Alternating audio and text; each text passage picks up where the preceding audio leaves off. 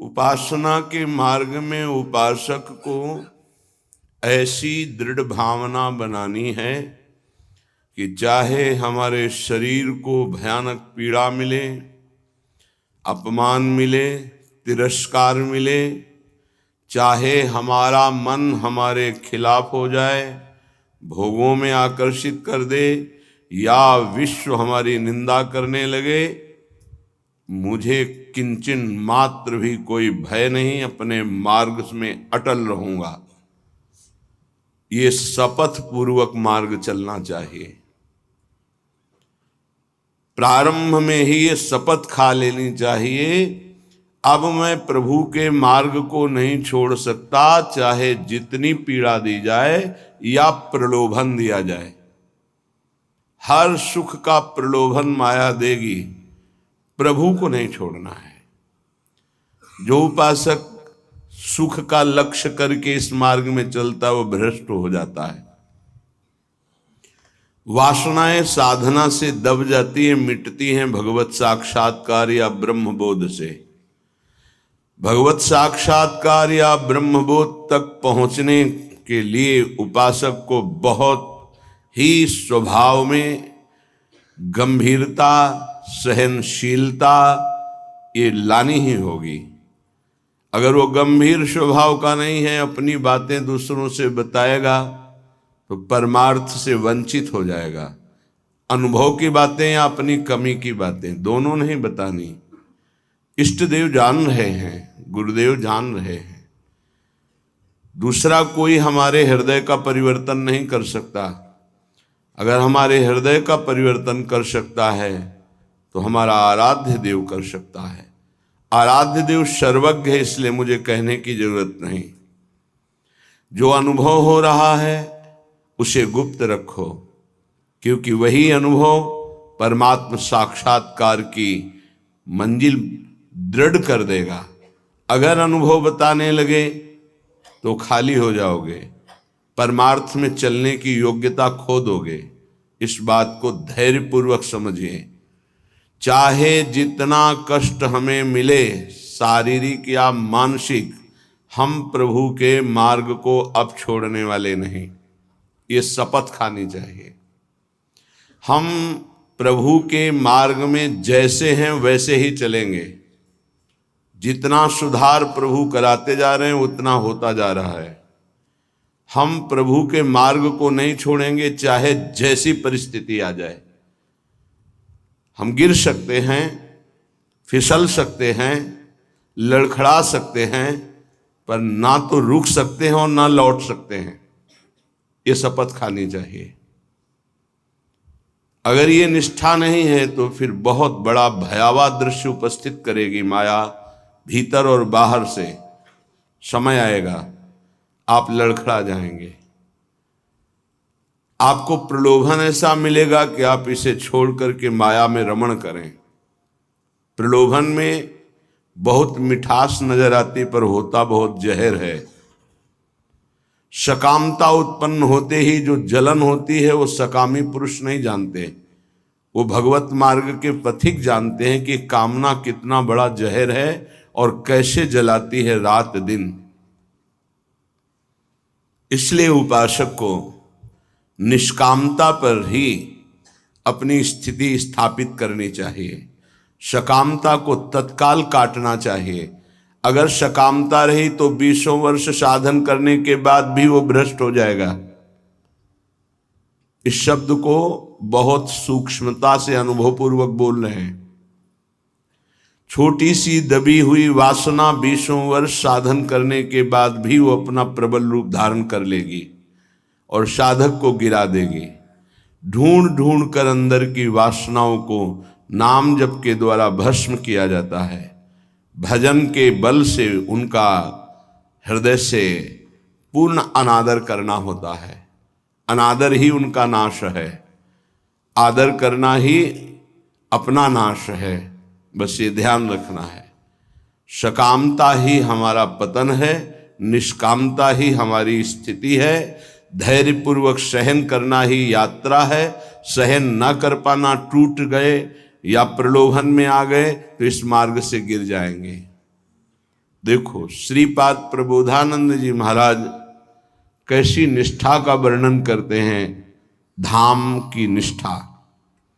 कह रहे हैं कि छिद्येत खडशः इदम यदि मे शरीरम घोरा विपद विततयो यदि वा पतन्ति हाहंत न तथापि भूयात् वृंदावनादितर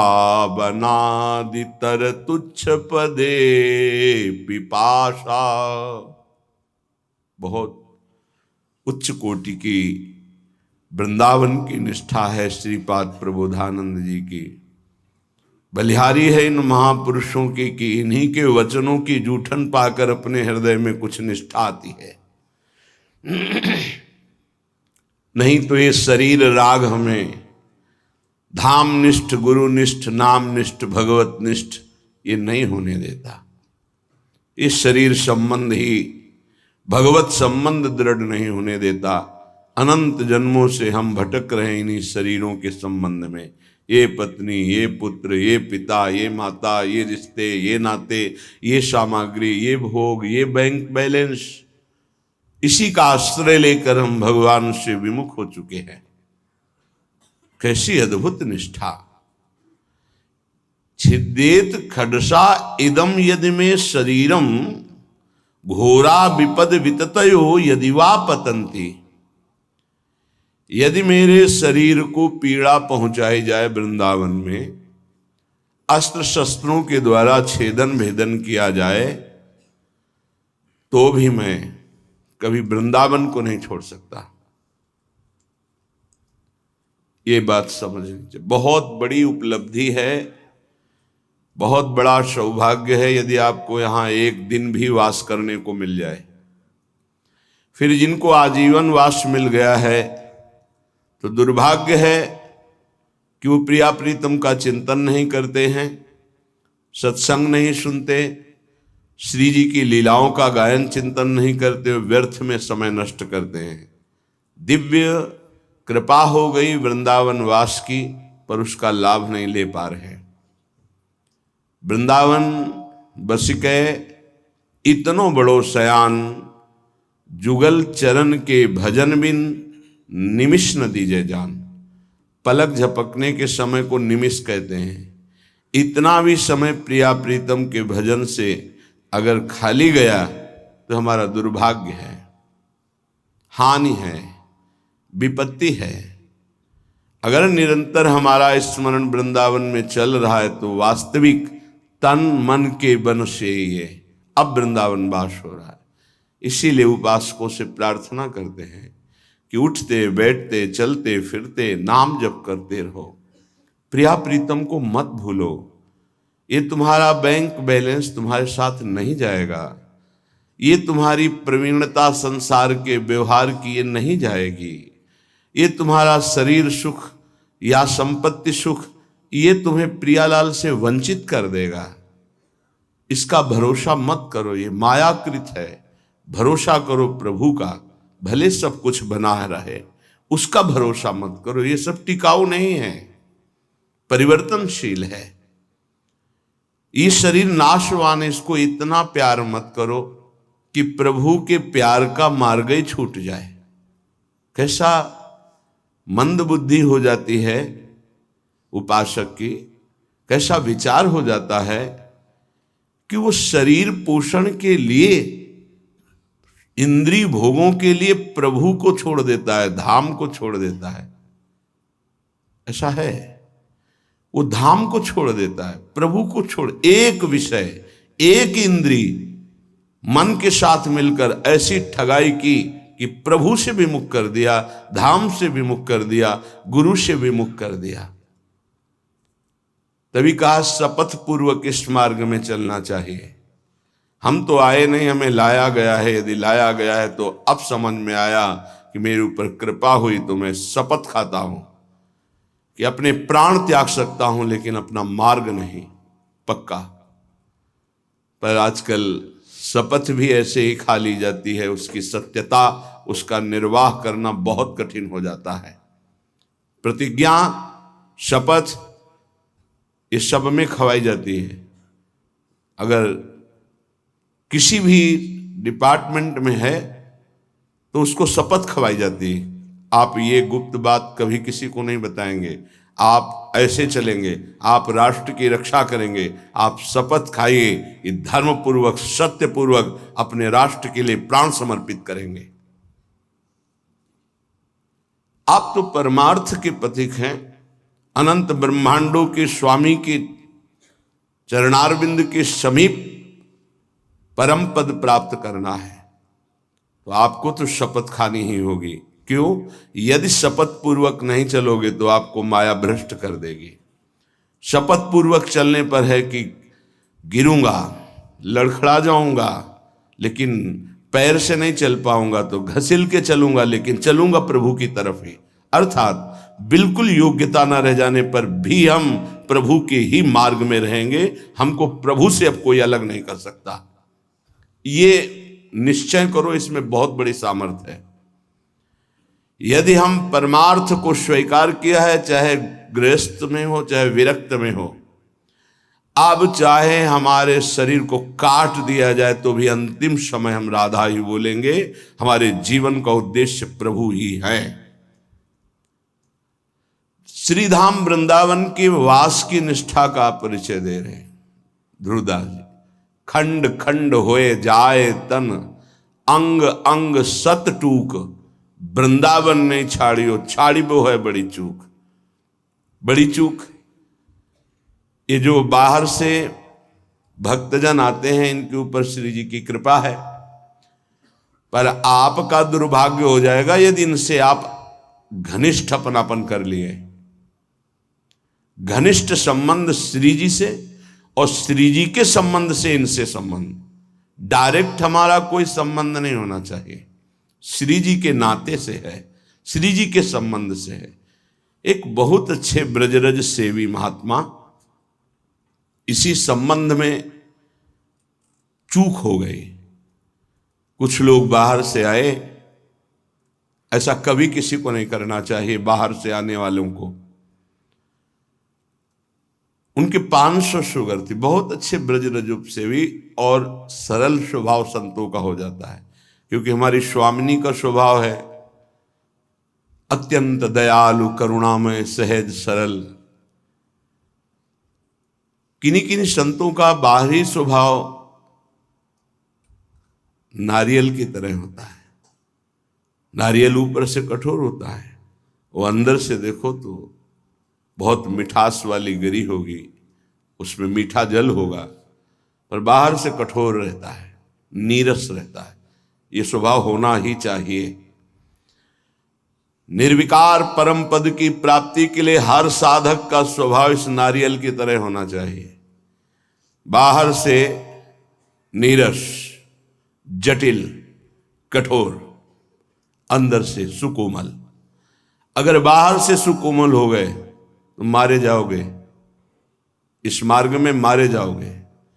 बाहर से रुद्र दृष्टि, हृदय ममता शून्य, हृदय ममता, निर्ममो निरहंकारा सम दुखा सुखा क्षमी, श्री भगवान का आदेश है।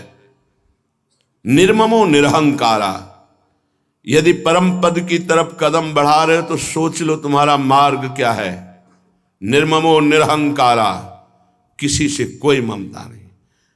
वो आए और प्रार्थना की कि आपकी 500 शुगर है, ये किडनी फेल कर सकती है, ये दिल फेल कर सकती है, लीवर फेल। अच्छा, हमारे यहाँ बहुत डॉक्टर बढ़िया हैं, ले चलते हैं, 10-15 दिन सेवा करेंगे, आप स्वस्थ हो जाएंगे, फिर आ जाइए, दवा बन जाएगी, चलती रहेगी। उन्होंने स्वीकृति दे दी। वो नहीं वापस आए, वही शरीर पूरा हो गया।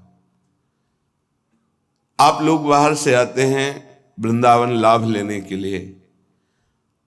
अगर आपको श्रद्धा है और कोई संत बीमार है तो यहीं उसकी व्यवस्था कीजिए। उसको बंबई, कलकत्ता, दिल्ली ले जाने की कोशिश मत कीजिए। उसने अपने जीवन को श्रीधाम की रज में दिया है। कष्ट से पीड़ित होने के कारण, प्रबल निष्ठा ना होने के कारण हो सकता है वो हामी भर दे, तो आपको नहीं ले जाना है। वो कहे भी तो नहीं ले जाना है, नहीं महाराज हम यही व्यवस्था करेंगे आपकी, तब तो आपकी सेवा मानी गई। आप उनको धाम छोड़वा दिए तो कौन सी अमरवती पिला देंगे आप? क्या मृत्यु पर विजय आप दिला सकते हैं क्या? श्रीधाम वृंदावन दिला देगा।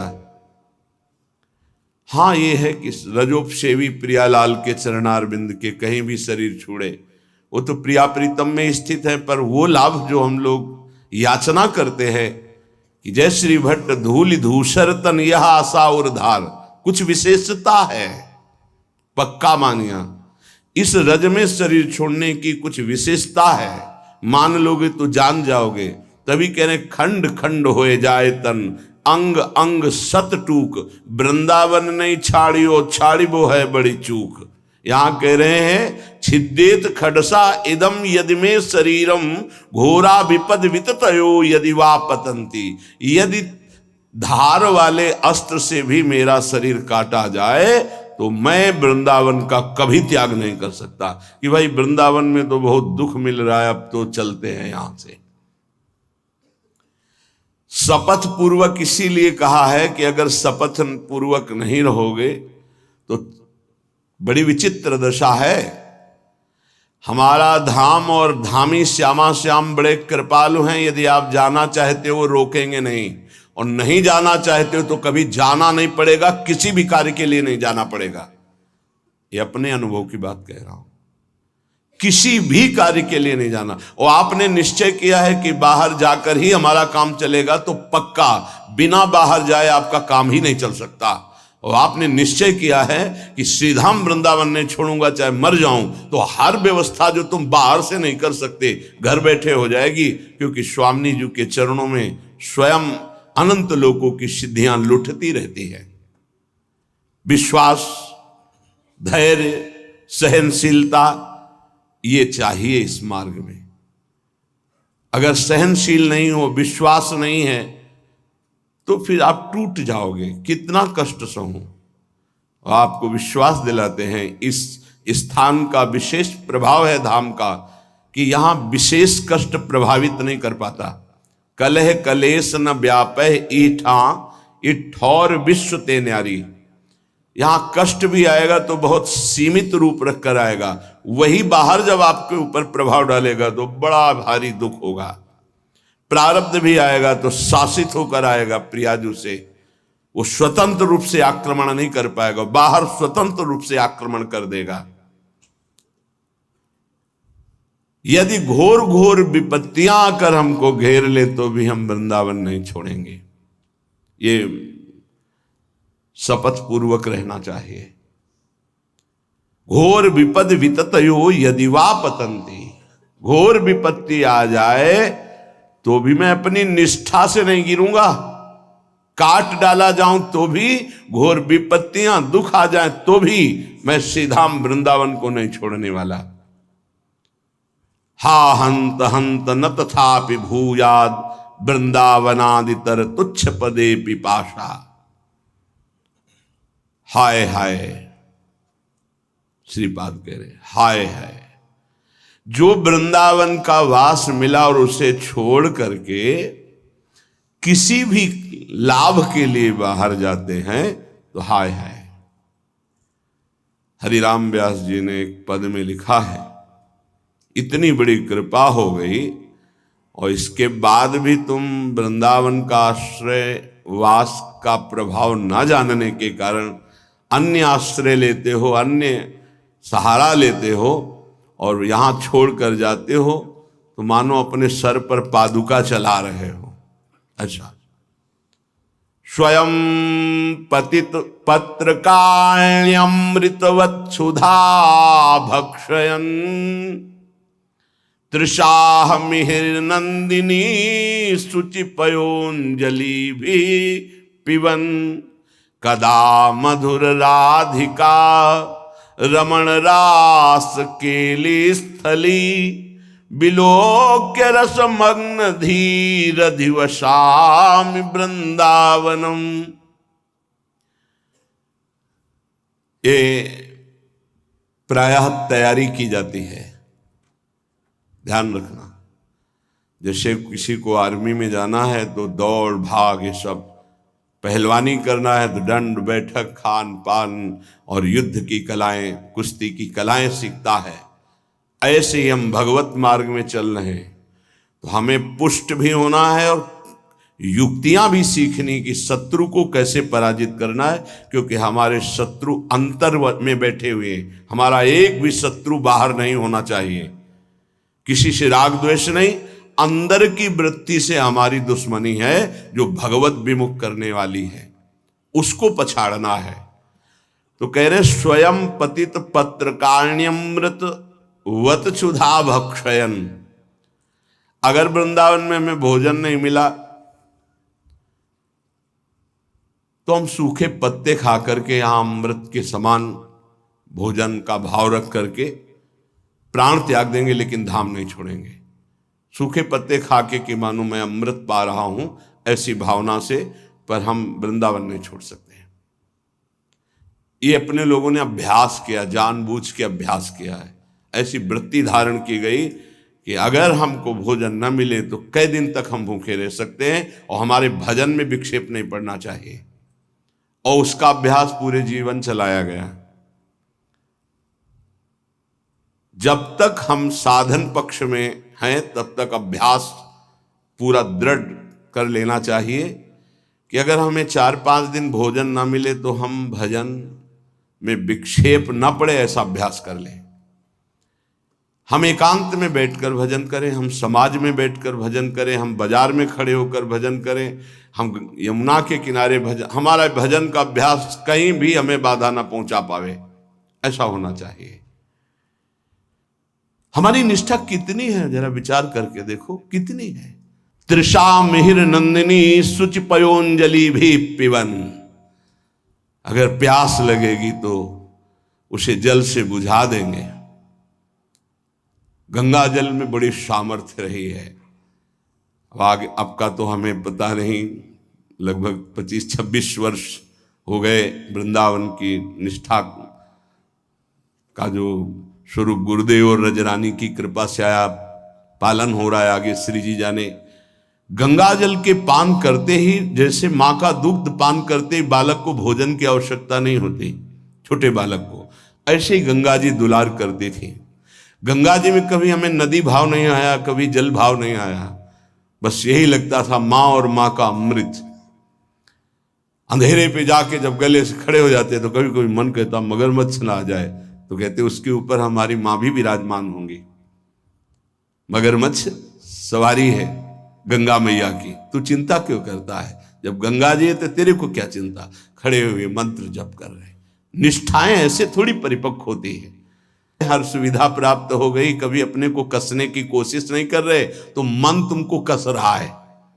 आज ये मिल जाता तो अच्छा, तो कभी एकांत में रो करके बोले कि आज श्री जी मिल जाती तो अच्छा, जीवन की यात्रा पूर्ण हो जाती। का आज कहीं श्याम सुंदर मिल जाते, कहीं लाडली लाल मिल जाते, कभी ऐसी आकांक्षा। बड़ा दुख होता है हृदय में कि साधक आकांक्षा विषयों की करता है, वस्तुओं की करता है, वो प्रियालाल की क्यों नहीं करता है?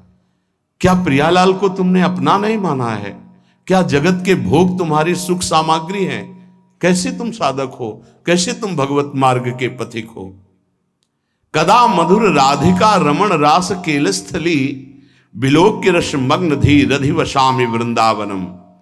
मेरी ऐसी वृत्ति कब होगी कि मैं वृंदावन को देख देख कर रोऊंगा कि ये वही स्थान है जहां हमारे प्रिया प्रीतम रह रहे हैं और खेल रहे हैं और मेरे नेत्र देख नहीं पा रहे हैं।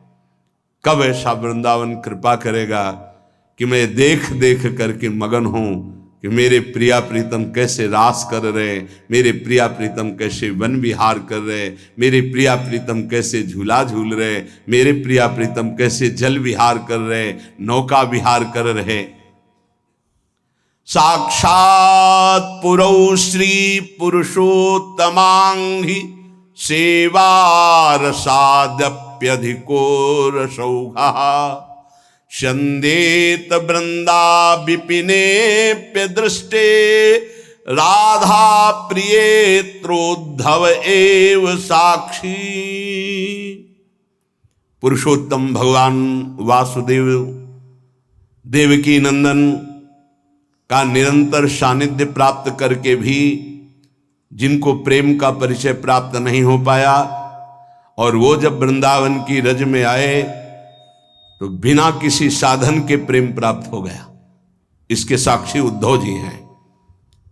श्रीपाद कह रहे हैं कोई उनको साधन नहीं करना पड़ा, गोपी जनों के दर्शन, संभाषण, चरण धूलि, इसका स्पर्श होते ही प्रेम का प्रादुर्भाव हो गया। क्योंकि तैयार भूमि थी, भूमि तैयार थी, बीज के अंकुरण में देर नहीं लगी। अपने लोगों के ऊपर कृपा है, उसी रज में बैठे हैं, उसी रज में वास करते हैं, पर भूमि तैयार नहीं है। रोज ये सत्संग हो रहा है तो मानो किसान जैसे अपनी खेती को जोत करके उसे तैयार करता है, ऐसे मानो सत्संग आपके हृदय की भूमि को तैयार, ये जो शपथ पूर्वक चलिए, ये भूमि तैयार की जा रही है। लेकिन आप देखिए कहां साधक भूमि तैयार कर पाता है अपने हृदय की, जहां थोड़ी सी प्रतिकूलता की छाया भी आई कि भाग खड़ा हुआ। प्रतिकूलता नहीं आई, अभी प्रतिकूलता तो जानते नहीं, प्रतिकूलता की छाया आई कि भाग खड़ा हुआ। जो राधा प्रिय इस वृंदावन में वास स्वीकार करके रहने से रहता है तो बिना किसी अन्य साधन के उसके हृदय में प्रेम प्रवाहित हो जाता है। इस बात के साक्षी हैं उद्धव जी, कोई साधन नहीं हुआ। जब वृंदावन आए तो इस रज की कृपा से ऐसे महाप्रेमी हुए। भगवान की कृपा से आज भी गिरिराज जी की तलहटी में वो अव्यक्त रूप से विराजमान रहते, कभी तलहटी नहीं छोड़ते। प्रकट में बद्री बन गए, लेकिन अप्रकट में यहीं रहते हैं गिरिराज जी की तलहटी में। उद्धव कुंड परिक्रमा मार्ग में मिलता है, उसी क्षेत्र में श्री उद्धव जी महाराज विराजमान रहते हैं। हमारे हृदय में ये अनुभव होना चाहिए कि हमारे ऊपर प्रभु की विशेष कृपा है। बस उस कृपा का अवगाहन, कभी दिव्यता की तरफ सोचिए। अपनी इंद्रियां और मन ये पार्थिव भोगों की तरफ ही सोचता रहता है। कोई पार्थिव व्यक्ति अनुकूल हो जाए तो हम नाच पड़ते हैं। प्रियालाल तुम्हें प्यार कर रहे हैं, तुम्हें नहीं दिखाई दे रहा, तुम्हारी समझ में नहीं आ रहा कि तुम्हें श्यामा से हम प्यार कर रहे हैं, इतना प्यार कर रहे हैं। हम मांग कर रहे हैं पार्थिव व्यक्ति के प्यार की, कोई प्रगट में मनुष्य हमें प्यार करे। हम मांग कर रहे हैं इंद्रियों के भोगों की। सच्चिदानंद सुख देने के लिए हरि गुरु तैयार है, हमें वो नहीं चाहिए। यही दुर्भाग्य है हमारा। उपासक सावधान, बहुत जन्म भोग भोग चुके हो, बहुत जन्म तुम किसी न किसी के होते रहे हो। इस बार केवल श्री जी के इस शरीर को धरोहर की तरह हरि गुरु को समर्पित कर दो। ये आपकी वस्तु है, इस पर अब मेरा कोई अधिकार नहीं, तो हरि गुरु आपको समर्पित कर देंगे। लो, हमारा संपूर्ण वैभव आपका है। आप करके तो देखो, बड़ा सस्ता सौदा है। शरीर तो तुम माया में कितनी बार समर्पित कर चुके हो। एक बार मायाधीश प्रभु श्री जुगल सरकार को अपना जीवन समर्पित करके तो देखो।